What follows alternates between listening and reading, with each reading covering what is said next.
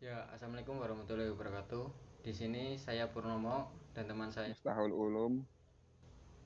Ya, kami berdua akan mempresentasikan sebuah presentasi yang berjudul pemeriksaan keliling sebelum engine start pada semua unit alat berat.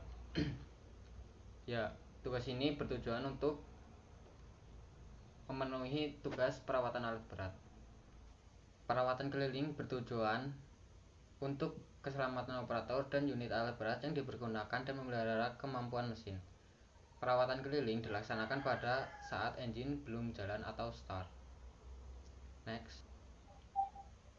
Pada perawatan keliling, terdapat 4 bagian perawatan, yaitu engine dan powertrain, lalu undercarriage, lalu hydraulic atau mask, dan ruang operator. Next. Perawatan keliling. Pada perawatan keliling terdapat beberapa pemeriksaan. Yang pertama, pemeriksaan tinggi permukaan air pendingin. Pada pemeriksaan tinggi permukaan air pendingin, periksa apakah air pendingin berada di antara tanda full dan low pada tangki cadangan radiator dengan cara membuka penutup belakang kiri pada mesin. Jika level air rendah, maka tambahkan air melalui lubang pengisi air pada tangki cadangan. Setelah penambahan air, kencangkan penutupnya dengan aman. Lalu kedua, pemeriksaan sistem hidrolik. Periksa sistem hidrolik dari kerusakan, kausan, ruang main di peralatan kerja, silinder, sambungan dan selang atau hose. Pastikan bahwa tidak ada kerusakan, kausan dan kebocoran pada silinder atau arm silinder, boom silinder, dan silinder bucket, serta pada sambungan-sambungan. Jika terdapat ketidaknormalan, segera perbaiki. Lalu yang ketiga, pemeriksaan baterai. Pada pemeriksaan baterai, bersihkan permukaan baterai dengan air soda dengan menggunakan kuas, kemudian keringkan dengan lap.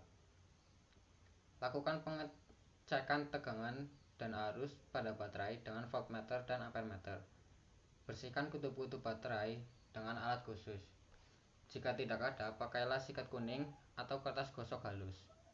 Periksa berat jenis elektrolit, ketinggalan elektrolit baterai, jumlah elektrolit yang tepat yaitu antara upper level dan lower level. Bila level elektrolit rendah, isilah dengan air suling atau air acu. Perhatikan posisi pengikatan dan klem baterai harus kuat agar baterai tidak goyang saat kendaraan berjalan atau bekerja, sehingga dapat retak elektrolit tumpah. Pemasangan yang kuat akan mengurangi kerugian tegangan pada terminal, panas yang timbul pada terminal ataupun korosi. Next. Kemudian pemeriksaan engine oli. Pemeriksaan engine oli yaitu dengan cara buka penutup engine pada mesin, lepaskan batang pengukur lalu bersihkan.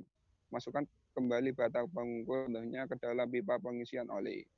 Kemudian tarik kembali, pastikan level oli pada posisi antara simbol H dan simbol L. Jika level oli di bawah simbol L, sesuai pada lubang pengisian. Lanjut kemudian pemeriksaan bahan bakar, yaitu dengan cara gunakan kaca penduga ke permukaan depan tangki bahan bakar untuk memeriksa bahwa tangki terisi penuh. Jika level bahan bakar tidak dalam batas kaca penduga, tambahkan bahan bakar melalui lubang sementara perhatikan kaca penduga. Setelah menambahkan bahan bakar, kencangkan penutup dengan aman. Kemudian pemeriksaan air cleaner. Kan pada panel monitor, apakah lampu tanda slugging air cleaner berkedip? Jika iya, maka segera lakukan pembersihan air cleaner. Jika masih tersumbat, lakukan pergantian untuk melakukan pembersihan, yaitu dengan cara buka pintu belakang sebelah kiri alat. Kemudian lepas pengunci lalu lepas cover. Terus lepas elemen air cleaner lalu bersihkan dengan semprotan udara bertekanan dari sisi dalam ke sisi luar. Jika dapat digunakan, pasanglah kembali elemen tersebut pada cover. Setelah itu pasang pengunci dan tutup kembali pintu kiri belakang.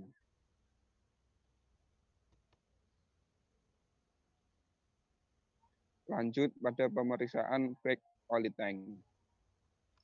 Pemeriksaan ini dilakukan dengan memeriksa kondisi dan tinggi minyak rem dalam tangki reservoir. Jika tinggi minyak rem berada di bawah atas low, tambahkan minyak rem yang sama spesifikasinya pada batas full. Kemudian pemeriksaan water separator. Periksa posisi ring pada water separator apakah sudah pada tanda. Jika sudah, maka lakukan pengurasan pada water separator. Kendorkan saluran pembuangan dan buang air juga kotoran dari dalamnya. Kemudian kencangkan lagi. Setelah itu kemudian ada pemeriksaan parking brake. Pemeriksaan dengan mengawali pada ruang operator, apakah handle parking brake pada posisi aktif atau tidak. Jika posisi parking brake tidak aktif, segeralah untuk menarik tuas. Next, cermin pandangan belakang dan periksa terhadap kerusakan. Pastikan bahwa kondisi cermin pandangan belakang bersih. Dapat dipandang dari kursi operator. Kemudian ada pemeriksaan sabuk pengaman dan klep pemasangnya. Periksa bagian pengait, penangkap, dan kaki pakan. Jika ditemukan kerusakan, segera lakukan perbaikan. Kemudian ada pemeriksaan terhadap foot brake. Injak pedal rem sepenuhnya hingga berhenti. Jika lintasan berada pada pusat pedal, sebagai contoh pada dosor shovel yang mempunyai jarak tinggi 47 sampai 191 mm. Jika jarak ini melebihi 191 mm, sebaiknya lakukan penyetelan ulang. Pemeriksaan terhadap fan belt dan cooling fan.